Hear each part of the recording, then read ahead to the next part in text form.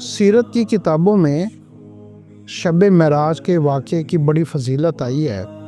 اور علماء نے شب معراج کے واقعے کو مختلف انداز میں بیان کیا ہے۔ شب معراج کے پس منظر میں ایک بڑا ہی اہم واقعہ ہوا ہے۔ تو شب معراج کے پس منظر کی اگر ہم کبھی تفصیل دیکھیں، جس کو بہت کم لوگوں نے اس کو کھول کر بیان کیا ہے، زیادہ تر لوگوں نے شب معراج میں آپ صلی اللہ علیہ وسلم کے سفر کو بیان کیا ہے، آپ کی عظمت کو بیان کیا ہے، اور اللہ رب العزت کے ساتھ آپ کے تعلق کو بیان کیا ہے۔ لیکن شب معراج ہوا کیسے؟ اس کے پیچھے ایک ایسا واقعہ ہے، اگر ہم کبھی اس کی تفصیل میں جائیں تو ہمیں اپنی زندگی کا مقصد اور ہماری ساری جتنی بھی ہمارے ساتھ دنیا میں جو حالات پیش آ رہے ہیں، ان سے نکلنے کا ہمیں راستہ مل جائے گا۔ وہ واقعہ یوں ہوا کہ ابو طالب کے انتقال کے بعد قبیلے نے ابو لہب کو اپنے قبیلے کا سردار بنا لیا۔ تو ابو لہب کے اندر آپ صلی اللہ علیہ وسلم کا بغض بھرا ہوا تھا۔ تو ابو لہب نے کیا کیا کہ اس نے آپ صلی اللہ علیہ وسلم سے اپنا بغض نکالنے کے لیے ایک چال کھیلی، اور وہ چال یہ تھی کہ سارے قبیلے کو اکٹھا کیا، اور اس قبیلے کو اکٹھا کر کے اپنا فیصلہ سنایا کہ میں بطور سردار اس نتیجے پر پہنچا ہوں کہ اس نوجوان نے بنو ہاشم کا نام عرب کے اندر بڑا بدنام کیا ہے، اور ہمارے لیے اس نے بڑی بڑی مشکلات کو کھڑا کیا ہے۔ لہٰذا میں نے فیصلہ کیا ہے کہ میں اس نوجوان کو اپنے قبیلے سے بدر کرتا ہوں، اور اس نے بنو ہاشم سے آپ صلی اللہ علیہ وسلم کو قبیلہ بدر کر دیا۔ اور اس زمانے میں قبیلے سے بدر کرنے کا مطلب یہ تھا کہ کوئی بھی دوسرے قبیلے والا اس انسان کو، جس کو قبیلے والے اپنے قبیلے سے نکال دیتے، اپنا غلام بنا سکتا تھا، اس کو جان سے مار سکتا تھا، اس کے اوپر کوئی بھی ظلم کر سکتا تھا۔ وہ ایسے ہو جاتا تھا جیسے کوئی انسان بالکل لاوارث ہو گیا ہو، اور اس کے پیچھے کوئی بھی کھڑا ہونے والا نہ ہو، تنے تنہا رہ گیا ہو، اکیلا رہ گیا ہو، جس کا سارا قبیلہ چھین لیا گیا ہو، جس سے سب کچھ چھین کر اس کو اکیلا جنگل میں چھوڑ دیا گیا ہو۔ جیسے مرضی دنیا کے جنگل کے درندے اس کے ساتھ سلوک کریں، تو آپ صلی اللہ علیہ وسلم کے ساتھ دین اسلام کی خاطر یہ واقعہ بھی پیش آیا۔ آپ صلی اللہ علیہ وسلم کے اوپر اس سے پہلے جو مشکلات آئی تھیں، وہ مشکلات ابھی دل سے اتری نہیں تھیں کہ یہ اتنی بڑی آزمائش دوبارہ جو ہے دین اسلام کے خاطر اللہ رب العزت نے آپ کے اوپر اتاری۔ جب آپ قبیلہ بدر ہوئے تو آپ غم سے اتنا نڈھال ہو گئے، اور اتنا دل خالی ہو گیا، اور اتنے اداس ہو گئے، اور اپنے آپ کو اتنا کمزور سمجھنے لگے کہ اس رات آپ کے جو آنسو نکلے بے بسی کے عالم میں، تنہائی کے عالم میں، بے چارگی کے عالم میں، غم کی حالت میں، وہ آنسوؤں کی قیمت جو ہے نا، ساری دنیا کی دولتیں، ساری دنیا کی خوشیاں ملا کر اکٹھی کی جائیں تو وہ ان آنسوؤں کی قیمت ادا نہیں ہو سکتی۔ آپ صلی اللہ علیہ وسلم اس رات اپنے غم، اپنے دکھ، اپنی تکلیف، اپنے درد اور اپنے قبیلے کی رویے کو یاد کر کے آپ کی جب آنکھ لگی تو اللہ رب العزت کی طرف سے جبرائیل علیہ السلام تشریف لائے، اور اللہ رب العزت شاید اس وقت کا آپ کو موقع دے رہے تھے، کیونکہ اللہ رب العزت اس وقت تک کسی انسان کی مدد نہیں فرماتے جب تک کسی بھی انسان کو دنیا کے اسباب کے اوپر، اپنی طاقت کے اوپر، اپنے قبیلوں کے اوپر، اپنے نظام کے اوپر بھروسہ جب تک ہونا، تو اللہ رب العزت پہلے اس کو چھوڑ دیتے ہیں کہ پہلے اگر تمہارا کام ادھر سے تم کروا سکتے ہو تو کروا کے دیکھ لو۔ لیکن انسان جب بھی اپنے قبیلے، اپنی چیزیں، اپنے اسباب سے مایوس ہوتا ہے، تو پھر وہ صحیح معنوں میں اللہ رب العزت کے ساتھ رجوع کرتا ہے، اور کوئی بھی انسان جب اللہ سے رجوع کرتا ہے تو اللہ رب العزت رجوع کرنے والے کو کبھی بھی خالی نہیں چھوڑتے، کبھی بھی اس کا دامن ہلکا نہیں ہونے دیتے، کبھی اس کو کمزور نہیں پڑنے دیتے۔ تو آپ صلی اللہ علیہ وسلم کے ساتھ قبیلے نے جو کیا وہ تو جو کیا سو کیا، لیکن آپ کے دل کے اندر جو ایک ہلکا سا آسرا، امید، اپنے ایک خیال تھا کہ میرا قبیلہ کسی موقع کے اوپر میرے کام آئے گا، جب ادھر سے بالکل انہوں نے قبیلے سے نکال دیا اور آپ کے دل نے اس بات کو تسلیم کر لیا کہ اللہ رب العزت کے علاوہ اب اس پوری کائنات میں میری مدد کرنے والا کوئی نہیں، اور آنسوؤں کی جھڑی اتر آئی، تو اللہ رب العزت کے عرش کے ہاں ایک ایسا نظام چلا۔ اللہ رب العزت نے جبرائیل علیہ السلام کو بھیجا، اور جبرائیل علیہ السلام نے آ کے عرض کیا کہ اللہ رب العزت اس دن کا انتظار کر رہے تھے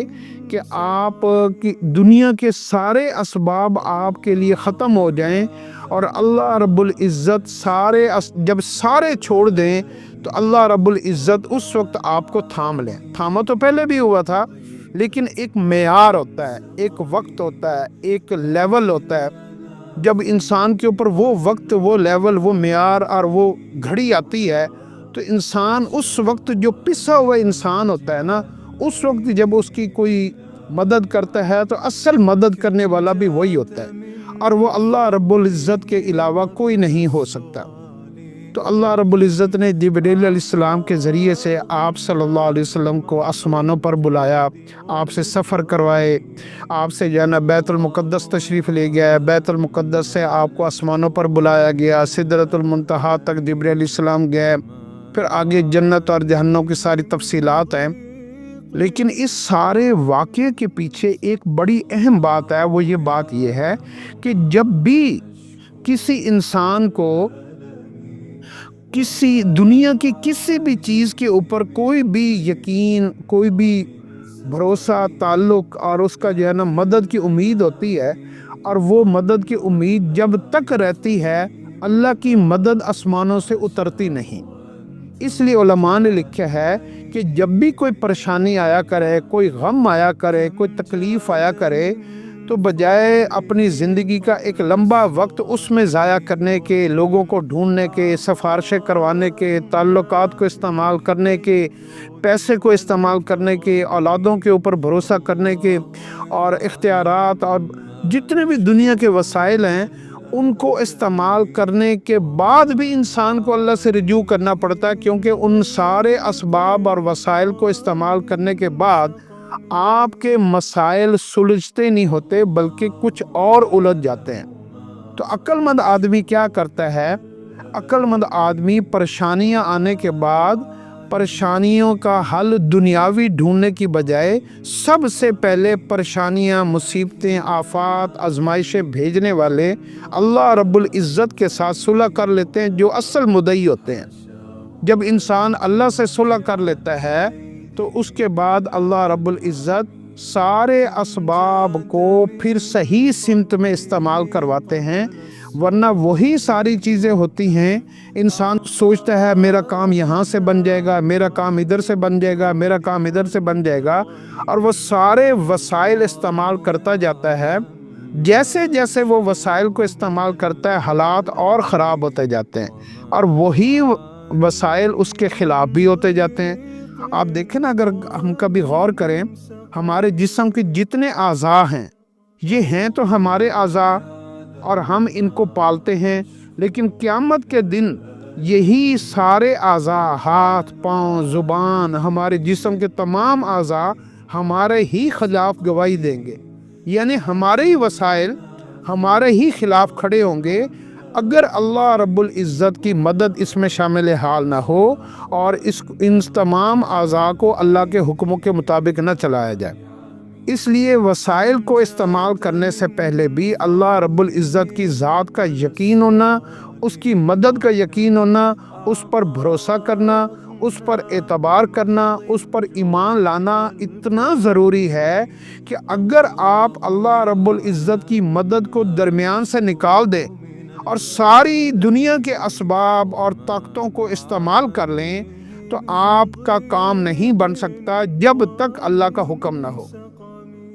اس لیے اولیاء اللہ دنیا کے سمجھدار ترین لوگوں میں تھے۔ اولیاء اللہ کے اوپر جب بھی کوئی پریشانی، کوئی آزمائش آتی تو سب سے پہلے وہ اللہ کے ساتھ صلح کرتے تھے، اور جب اللہ سے صلح ہوتی تھی تو وہ چھوٹے سے بھی سبب کو استعمال کرتے، چھوٹی چیز کو بھی استعمال کرتے اور ان کے کام بن جاتے تھے۔ تو اس لیے اپنی اسباب کے اوپر، چیزوں کے اوپر یہ جو ہمارا یقین بڑھتا جا رہا ہے نا، پیسوں کے اوپر، تعلقات کے اوپر، یہ شرک کی وہ علامت ہے جس کو ہم شرک خفی کہتے ہیں۔ ان کو چھوڑنا تو نہیں ہے، لیکن ان کے ساتھ ساتھ آپ نے اللہ رب العزت کی مدد کو شامل حال کرنا ہے، اللہ سے صلح کرنی ہے۔ یہ اس معراج کے واقعے کی سب سے اہم نقطہ ہے، جو نقطہ ہمیں سمجھانے والا ہے معراج کی خوبیاں، معراج میں آپ صلی اللہ علیہ وسلم کے پورے سفر کی تفصیلات، وہ ساری آپ صلی اللہ علیہ وسلم کی عظمتوں کی گواہی دیتا ہے۔ لیکن ہمارے جو سمجھنے کی بات ہے کہ جب دنیا والے آپ کو چھوڑ دیتے ہیں، اگر آپ اللہ رب العزت کے ساتھ جڑ جائیں تو پھر اللہ رب العزت اور ساری کائنات آپ کی جو ہے نا وہ آپ کے کام بنانے میں لگ جاتی ہے۔ تو اس لیے ہمیں اپنی زندگی میں جب بھی ہم بے بس محسوس کریں، اپنے آپ کو کمزور محسوس کریں، تو کبھی کبھی آپ یوں کریں۔ اس کا ایک نسخہ یہ ہے کہ اسباب کو اختیار کرنے کے ساتھ ساتھ آپ کبھی کبھی اپنے سر کو ایسے پیچھے جھکا لیں، آنکھوں کو بند کر لیں، یا مسجد چلے جائیں، یا 2 نفل پڑھ لیں، کوئی بھی طریقے اختیار کریں۔ سفر میں ہے تو سفر میں آپ اپنے سر کو جو ہے نا آپ اپنے اندر غور و فکر شروع کر دیں۔ گھر میں بیٹھے ہیں یا دفتر میں بیٹھے ہیں، تھوڑی دیر کے لیے آنکھیں بند کر کے اس دنیا سے بالکل بے تعلق ہو جائیں اور اپنے اللہ رب العزت کے ساتھ اپنی بات چیت کو شروع کر دیں۔ جب بھی آپ کے اوپر مسائل آئیں، ہوا گرم چلنی شروع ہو جائے، اپنے مخالف ہو جائیں، ہیں جی، اور آپ کے ادھر سے فون آئے یہ پریشانی، ادھر سے فون آئے یہ پریشانی، بچے کی طرف سے مسائل ہوں، بیٹیوں کی طرف سے مسائل ہوں، خامد اور بیوی کے مسئلے ہوں، اور گھریلو کوئی بھی مسئلے ہوں، یا کاروباری مسائل ہوں، یا ملازمت کے مسائل ہوں، تو مسائل کا مقابلہ کرنے سے پہلے آپ اپنے ساتھ سب سے بڑی طاقت، سفارش، اب سب سے بڑا آسرا، سب سے بڑا بھروسہ اللہ رب العزت کو ساتھ لے لیں۔ اور اللہ رب العزت کو ساتھ لینے کا اتنا آسان طریقہ ہے، آپ جہاں پر بھی ہوں آپ اپنی آنکھوں کو بند کریں اور اپنا کنیکشن نمبر ملا لیں اللہ رب العزت کا۔ اور نمبر کیسے ملائیں؟ یہاں سے آپ شروع کریں آج وہ گفتگو، وہ دعائیہ کلمات جو حدیث کی دعاؤں میں اور اولیاء اللہ نے اللہ رب العزت کے ساتھ باتیں کی ہیں۔ آج ہم ان باتوں کا بھی ذکر کریں گے کہ اگر آپ کو عربی کی دعائیں نہیں آتی، حدیث کی دعائیں نہیں آتی، قرآن پاک کی دعائیں یاد نہیں ہوتی، اور آپ چاہتے ہیں کہ آپ اللہ سے اردو میں، پنجابی میں، یا اپنے کسی بھی مقامی زبان میں دعا مانگنا چاہتے ہیں، تو آپ اللہ رب العزت کے ساتھ اپنے تعلق کو کیسے بنائیں؟ تو اس کے لیے آج ہم ایک مثال دیتے ہیں۔ کوشش کریں جیسے اولیاء اللہ نے ہمیں تعلیمات دی ہیں، آنکھوں کو بند کریں، اور آنکھوں کو بند کر کے سب سے پہلے آپ یہ کہیں، یا اللہ میں آپ کا بندہ ہوں اور آپ میرے رب ہیں۔ یا اللہ میں آپ پر ایمان لاتا ہوں، میں آپ کے سارے حکموں پر ایمان لاتا ہوں۔ یا اللہ میں آپ کو آپ کی ساری صفات کے ساتھ دل سے تسلیم کرتا ہوں۔ یا اللہ میں آپ کے تمام بھیجے ہوئے رسولوں پر ایمان لاتا ہوں، اور میں آپ کے آخری نبی الزمان حضرت محمد صلی اللہ علیہ وسلم پر ایمان لاتا ہوں، اور میں حضرت محمد صلی اللہ علیہ وسلم کی حیات طیبہ اور آپ صلی اللہ علیہ وسلم کی تمام تعلیمات کے اوپر ایمان لاتا ہوں۔ بڑے ٹھنڈے دل سے ایک ایک لفظ کو نکھار کے علیحدہ علیحدہ کر کے، جلد بازی نہیں کرنی، بڑے پرسکون ہو کر آپ نے دل میں یہ ساری باتیں کرنی ہیں، کیونکہ جو دعا دل کے اندر سے کی جائے اور مخلوق کو پتہ نہ ہو، وہ دعائیں اللہ رب العزت دل کے سارے بھیدوں کو جاننے والا ہے، اور اللہ پاک ساری سرگوشیوں کو سمجھنے والا ہے۔ تو آپ اپنے اللہ کے ساتھ اس بات کو بڑھاتے جائیں، یا اللہ میں آپ کے بھیجی ہوئی تمام آسمانی کتابوں پر ایمان لاتا ہوں، اور میں قرآن پاک جو آپ کا کلام ہے میں اس کلام پر ایمان لاتا ہوں، اور قرآن پاک کی ساری تعلیمات کے اوپر ایمان لاتا ہوں۔ یا اللہ میں آپ کے سارے فرشتوں پر ایمان لاتا ہوں۔ یا اللہ میں تقدیر پر ایمان لاتا ہوں۔ یا اللہ جتنی بھی خیریں ہیں وہ ساری کی ساری خیریں، بھلائیں، عزتیں، کامیابیاں سب کی سب آپ کی طرف سے ہیں یا اللہ، اور جتنے بھی یا اللہ شرور، فتنے، فساد ہے، ان ساری پریشانیوں سے، غموں سے، ذلتوں سے، رسوائیوں سے، بدنامیوں سے میں آپ کی پناہ مانگتا ہوں، کیونکہ سارے شرور و فتن بھی آپ کے قبضے قدرت میں ہیں، اور ساری خیریں بھی آپ کے قبضے قدرت کے اندر ہیں۔ یا اللہ میں ہر اس حکم پر، اس بات پر، اس چیز پر ایمان لاتا ہوں جس پر ایمان لانے کا آپ نے حکم دیا ہے۔ تو سب سے پہلے تو اپنے ایمان کو مکمل کرنا، جس کو ہم کلمہ کہتے ہیں، لا الہ الا اللہ محمد الرسول اللہ، دوسرا کلمہ، تیسرا کلمہ، چوتھا کلمہ، یہ سارے کلمات پڑھ کر پھر آپ اپنی آنکھوں کو بند کر کے اپنے سارے گناہوں کا آپ اعتراف کریں۔ یا اللہ میں آپ کا مجرم ہوں، آپ کی مخلوق کا مجرم ہوں۔ یا اللہ میں بڑا ہی گناہ گار ہوں، میں نے اپنی جان پر خود ظلم کیے ہیں۔ یا اللہ میں قصوروار ہوں، معافی مانگتا ہوں۔ یا اللہ میری توبہ مجھے معاف فرما دیجئے۔ 3 4 5 7 10 مرتبہ آپ یہ کہتے رہیں، یا اللہ میری توبہ مجھے معاف فرما دیجئے۔ یا اللہ میں نے آپ کے حق کو مرا، یا اللہ مجھے معاف فرما دیجئے۔ یا اللہ میں نے اپنے والدین کے حق ادا نہیں کیے، یا اللہ مجھے معاف فرما دیجئے۔ جتنی آپ لمبی گفتگو کر سکتے ہوں اپنے محبوب کے ساتھ، اللہ رب العزت سے بڑا کوئی محبوب نہیں ہے، اللہ رب العزت سے زیادہ ہم سے محبت کرنے والا کوئی نہیں ہے، اس کو اس کی محبتوں کا بھی واسطہ دیں۔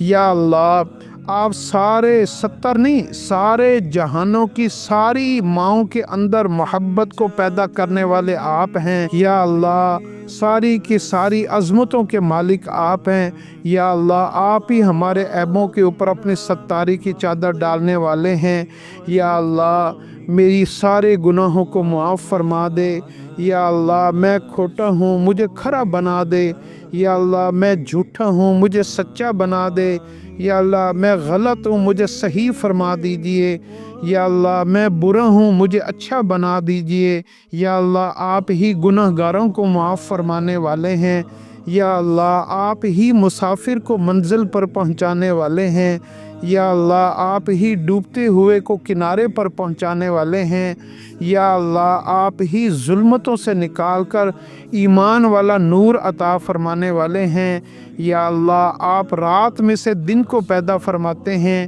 یا اللہ آپ غم میں سے خوشیوں کو پیدا فرماتے ہیں۔ یا اللہ آپ ذلتوں میں سے عزتوں کو پیدا فرمانے والے ہیں۔ یا اللہ آپ دکھوں میں سے سکھوں کو پیدا فرمانے والے ہیں۔ اپنی گفتگو کو لمبا کرتے جائیں، جتنا لمبا ہو سکے آپ لمبا کرتے جائیں۔ آپ کی جو موجودہ پریشانی ہے اس کو پہلے شروع سے نہ آپ بیان کرنا شروع کر دیں، اس پریشانی کو آپ کا رب آپ سے زیادہ بہتر جانتا ہے کہ وہ پریشانی، وہ غم، وہ تکلیف، وہ رسوائی، وہ بدنامی، وہ آزمائش آپ کے اوپر کیوں بھیجی گئی ہے۔ ہو سکتا ہے آپ کو راہ راست پر لانے کے لیے بھیجی گئی ہو سکتا ہے اللہ پاک آپ کی آخرت کو سنوارنا چاہتے ہو سکتا ہے آپ کی دنیا کے اندر اور بڑی بڑی مصیبتیں آپ کے سر کے اوپر منڈلا رہی ہوں، اور ان مصیبتوں سے حفاظت فرمانے کے لیے اللہ پاک نے آپ کے اوپر چھوٹی سی دنیاوی پریشانی بھیج دی ہو۔ تو اس لیے اس پریشانی کے اوپر فوری طور پر اظہار نہ کریں، بلکہ اللہ رب العزت کے ساتھ اپنے ٹوٹے ہوئے تعلق کو پہلے بحال کریں۔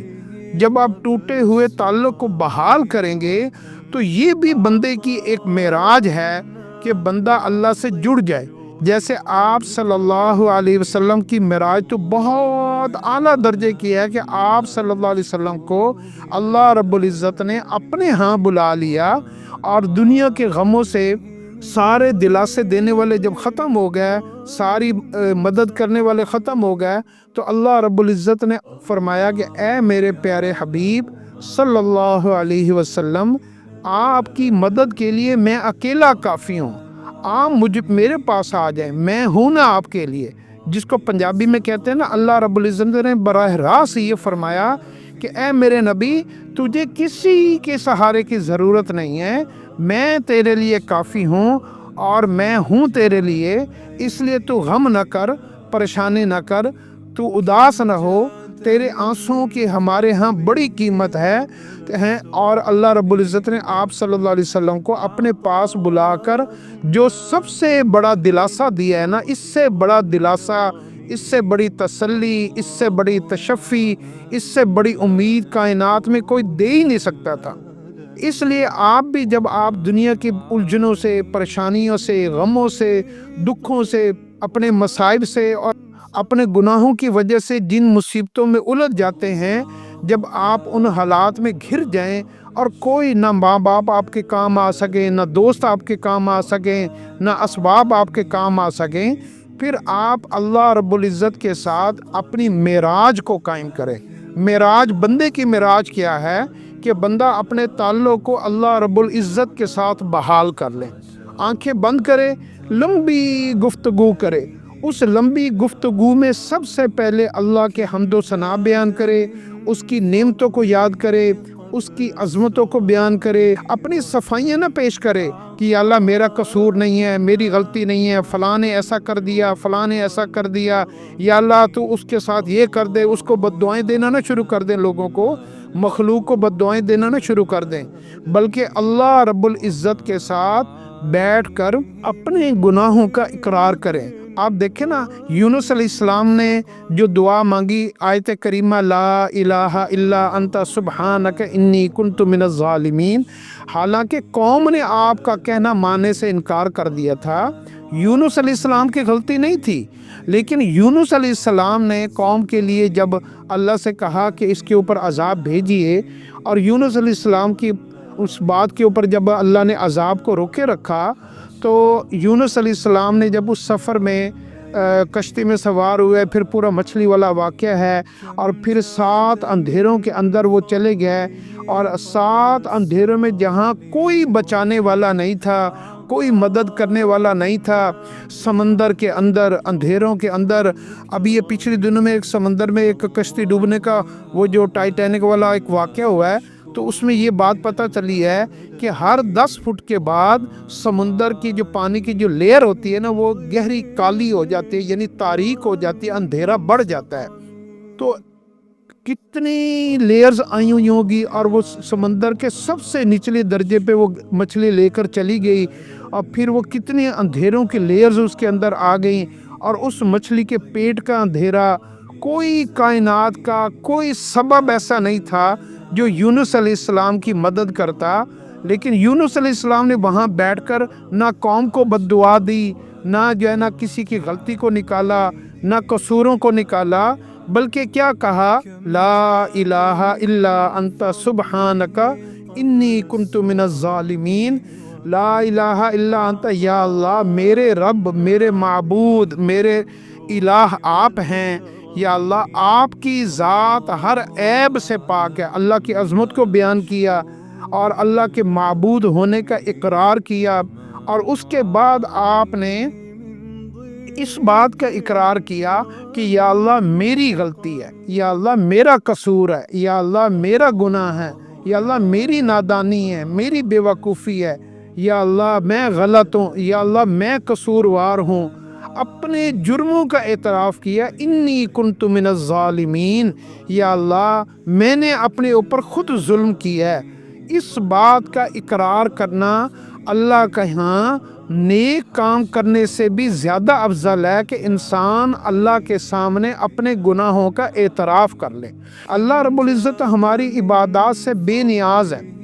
اللہ رب العزت صرف یہ دیکھنا چاہتے ہیں کہ میرا بندہ جب گناہ، جب خطا، غلطی کرتا ہے تو اس خطاؤں کے اندر اللہ رب العزت بھی ہے نا اپنی شان کریمی کو دکھانا چاہتا ہے کہ دیکھو میرے بندے کو میرے علاوہ کوئی معاف کرنے والا ہے۔ اس لیے جو ہے اگر انسان کو اس بات کا پتہ لگ جائے نا کہ اللہ رب العزت بندے سے چاہتا کیا ہے، اللہ رب العزت بندے سے یہ چاہتا ہے کہ اے میرے بندے، جب بھی تم دنیا کی الجھنوں سے، پریشانیوں سے، گناہوں سے اور کسی بھی وجہ سے تم جو ہے نا میرے سے دور ہو جاؤ تو میرے ساتھ اپنا تعلق کو سب سے پہلے بحال کرو۔ تو آنکھیں بند کر کے ایک لمبی نشست لگائیں، لمبی سیٹنگ کریں، رات کو سوتے ہوئے، سفر میں، گھر میں، ہاں جی، اپنی بے بسی کا اظہار کریں۔ آنکھوں میں اگر آنسو آ جائیں تو بہت ہی اعلیٰ درجے کی بات ہے، کوشش کریں اپنے آپ کو رونے والا بنائیں۔ یہ جو اللہ کے سامنے رونے والے چہرے ہیں ان کو اللہ پاک نے قرآن پاک میں کانو قلیلا من اللیل ما یہجعون کہ بہت تھوڑے لوگ ہیں جو راتوں کو اٹھ کر میرے سامنے بیٹھتے ہیں، لیکن وہ کرتے کیا ہیں؟ وَبِالْأَسْحَارِ هُمْ يَسْتَغْفِرُونَ، وہ اپنے گناہوں کے اوپر روتے ہیں، استغفار کرتے ہیں، معافی مانگتے ہیں، نادم ہوتے ہیں، شرمندہ ہوتے ہیں، ان کو اپنی غلطی کا احساس ہو جاتا ہے، اور بندے کو اپنی غلطی کا احساس ہونے کی دیر ہے کہ اللہ رب العزت اس کو دنیا کی ساری ذلتوں سے بچا لیتے ہیں۔ تو سب سے بڑی کامیابی یہ ہے کہ انسان کو اپنی غلطیوں کا، اپنے آپ کے قصوروں کا علم ہو جائے اور وہ اس کے اوپر شرمندہ ہو جائے۔ دیکھیں اگر آپ کی کسی کے ساتھ کوئی دشمنی بن گئی ہے، کوئی پریشانی آ گئی ہے، کوئی بندہ آپ کی بات نہیں مان رہا، حتیٰ کہ میاں بیوی کے درمیان میں بھی کوئی اختلافات ہوتے ہیں تو اس میں بھی انسان کے گناہ درمیان میں ہوتے ہیں، انسان اپنے گناہوں کی غلطی اللہ سے معافی مانگ لے تو بیوی فرما بردار ہو جاتی ہے، خامد بیوی کا خیال رکھنے والا بن جاتا ہے۔ تو جتنے بھی ہمارے رشتے ہمارے خلاف ہوتے ہیں نا، اس کی اصل وجہ ہمارے اپنے گناہ ہوتے ہیں۔ اس لیے اپنے گناہوں کے اوپر